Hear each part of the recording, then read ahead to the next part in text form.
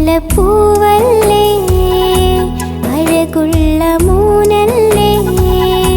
മുഹമ്മദ് സഫ്വാന്റെ പിറന്നാള് ഇന്നല്ലേ ഫൗസിയ ഉമ്മാന്റെ മൊഞ്ചിൽ പിറന്നില്ലേ ആയ ശുഹൈബിനും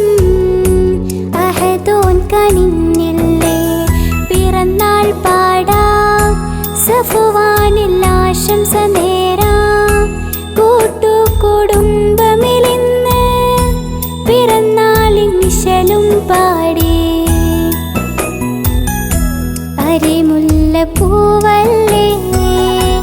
അഴകുള്ള മോനല്ലേ